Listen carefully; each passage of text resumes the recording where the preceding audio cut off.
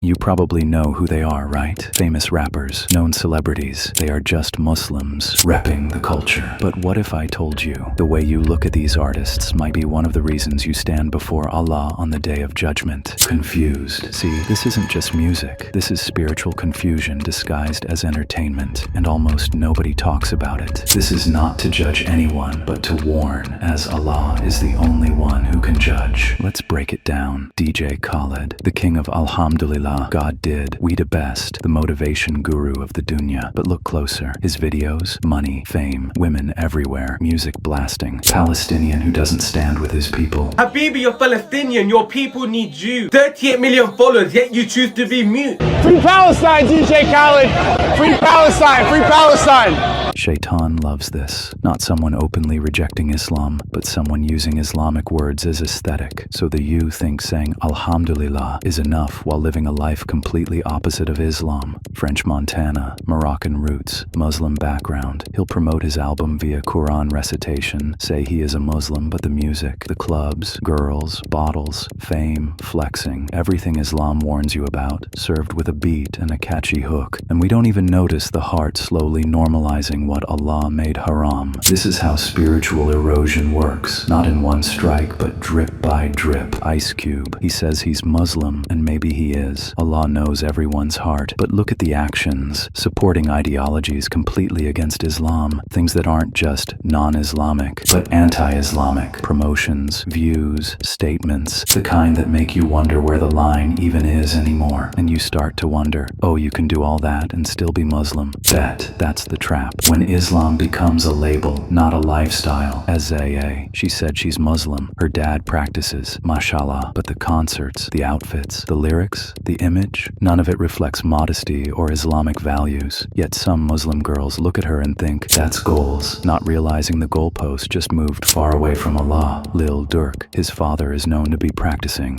mashallah, but Durk's music, violence, guns, explicit lyrics, haram themes everywhere. One day he posts Alhamdulillah, the next day he drops a track. Confusion becomes normal, and Shaitan loves confusion because a confused Muslim is easier to mislead than a weak one. When celebrities say, I'm Muslim, millions of young Muslims copy them. Not their salah, not their modesty, not their discipline. They copy their lifestyles, their music, their outfits, their sins. Islam slowly becomes a vibe, a trend, a word you sprinkle for respect, not a path you live with discipline. That is Shaitan's strategy. He knows he can't tell you, stop being Muslim. You'd never listen. So he whispers, be Muslim, but in your own way, just like them. A little haram, a little deen, a little sin, slowly mixing until you don't know what Islam even is anymore. Your heart becomes numb. Your standards collapse. You start excusing the haram because your favorite artist did it. It's just their lifestyle. Everyone has their struggles. Stop judging.